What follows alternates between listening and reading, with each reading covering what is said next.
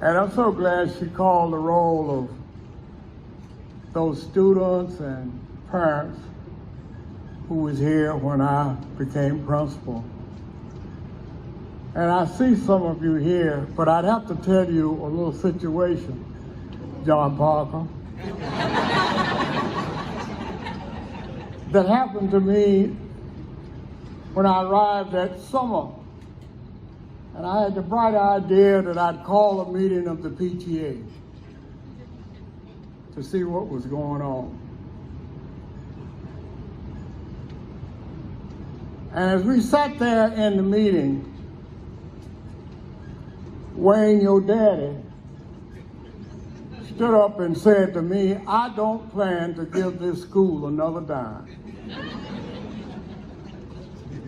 And I said, "Reverend Robinson, I don't blame you. I wouldn't give it another dime either." But let me ask that next year at the same time, we're going to have another meeting in the same place. And I want you to be able to stand up and make a statement, either one way or the other, about what you just said. I am a product of the Rosenwald schools. I was born and reared in Cyrene, Georgia, on a plantation. And I grew up on that plantation and went to and attended a Rosenwald school. I finished high school at age 15. And I attended Savannah State College, Savannah State University. And I got drafted into the armed services, and I got out of the armed services. But prior to that time, I was stationed at Fort Pickett in Blackstone. And I heard about two situations that they talked about.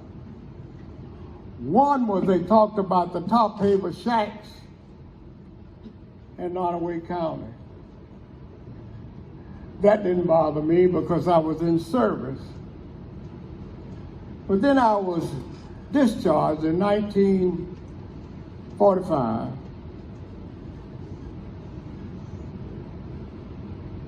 And I came back to Savannah State College, and I finished college in 49. And I wrote for a job, and I was hired in Culpeper County in 1949. So I've been in this area a long time. Some of you know that. But then I heard about the top paper shack in Spotsylvania County, not knowing that one day that I would end up here as principal of this school. And so that junior Rosenwald school stuck with me throughout all of this. And so I came here in 1963. And I was told by some of the students that you have messed up our plaything. That we had planned to have a good time this year. And I said to them, and I stood here many times, and I said, if that's what you plan, short will be your stay at John J. Wright.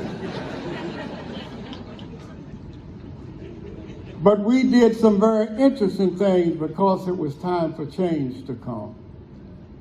And we had to make some changes.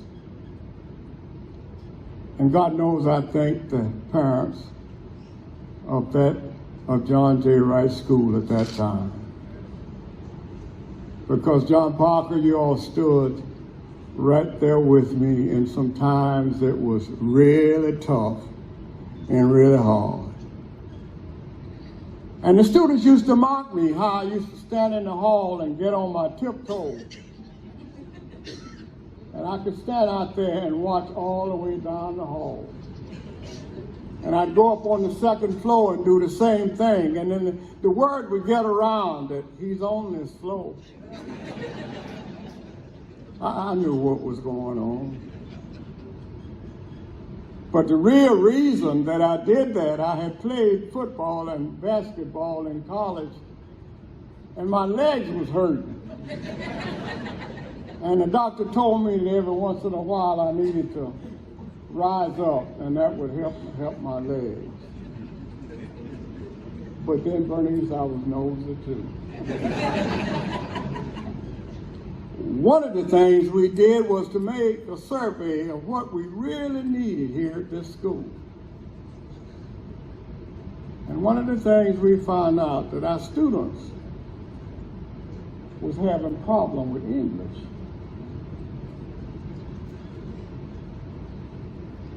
And so I came up with this plan that I was going to pick up an English teacher from various schools and put them together and let them help us solve our problem. That's when I hired Bernice Easley. And I put her together. I put her together with a young lady that I called Puddin', that I coached basketball in Louisa, Charlotte Wright. And we put 4 teachers together in English. And my Lord, that's the best decision I ever made in my life.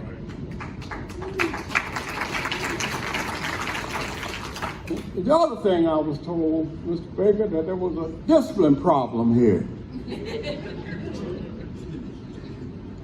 Y'all want to stand up now, because anything that happened in Las Vegas stays in Las Vegas.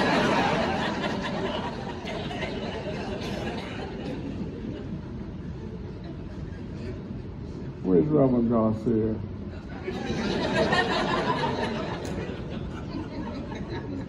We had a system. And one of the things I found out that if we kept the students busy, we would not have that discipline problem.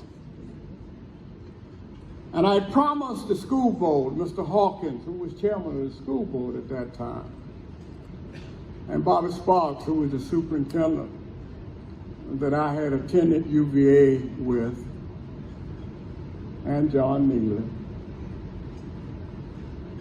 that I would offer a total program for these children here, scholastic and athletic. And so we decided we'd start football. And I did something that most folks would never do. I went to Georgia and convinced my brother to come here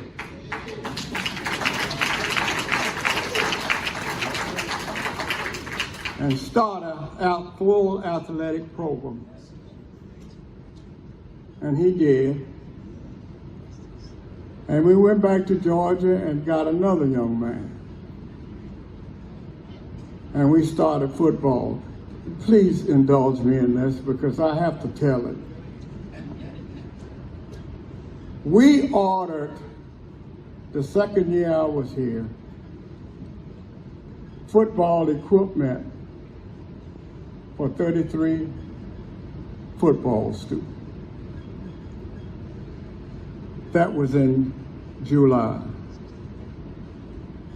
And in January, we stood right here and burned the note because the PTA paid all of it off.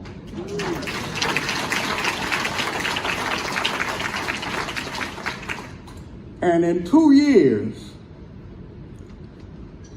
we were the district champion in football in this area.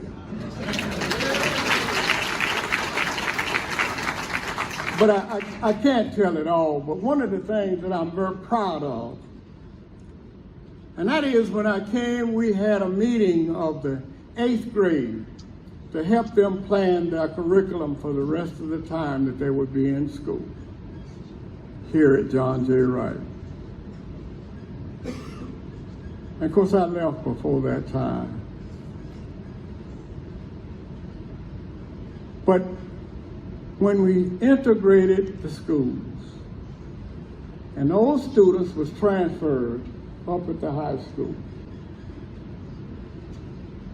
And when the graduating class statistics was analyzed, they could not let students transferring in be valedictorian. So the valedictorian was a student at Spotsylvania High School. And the next 11 students that finished that year were from John J. Wright Consolidated School.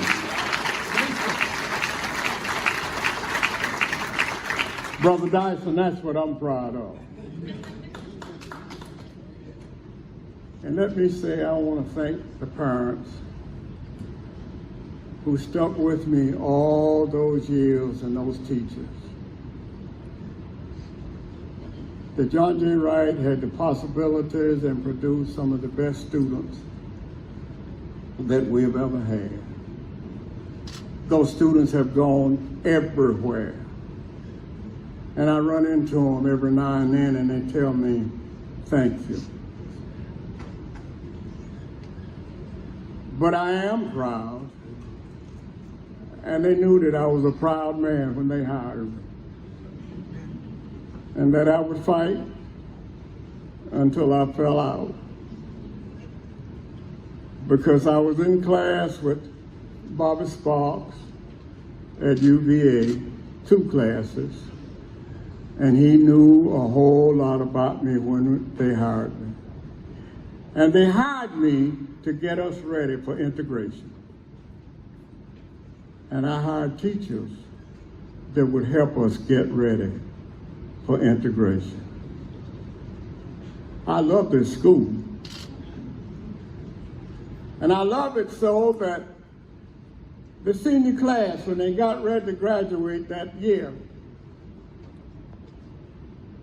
it came time that they wanted the junior senior prom. And I said, yes, you can have it. And they said, I said, you can have it. But the parents will attend also. John Parker put on his tuxedo and he strutted all over that gym. The other thing we did was that they had been ordering class rings of all sort of things and costing the parents a whole lot of money. And I had a meeting with the parents and said that I don't think you need to pay all that money. We need to think about consolidating the fact of what kind of ring we want and how much we want to pay. And those parents agreed with me and we signed a 5-year contract that kept the price at the school ring for 5 years. Here it is. And I've kept it all these years because it reminds me of what happened to us at John J. Wright. It reminds me of the students that we had here that needed help and wanted help, and that we gave them help. It reminds me of the parents that were so dedicated and committed that they were willing to make sacrifices that their children would have the best education possible. And it reminded me of the plantation I grew up on in Cyrene, Georgia, that those teachers were so dedicated and committed that they said to me, you'll be somebody. And so when you look at me with this cane,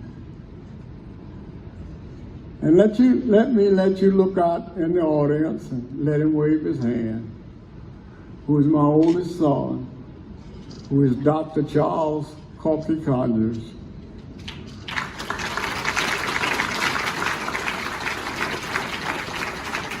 that attended school here at John J. Wright Consolidated School.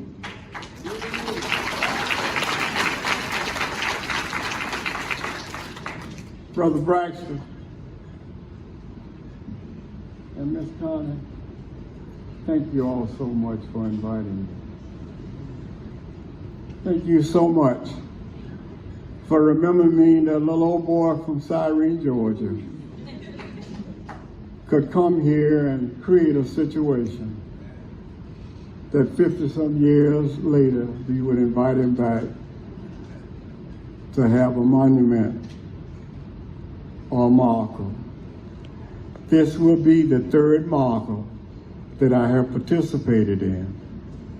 One at First African Baptist Church, the second one at A.G. Richardson High School in Louisa County, and at John J. Wright Consolidated School. Thank you.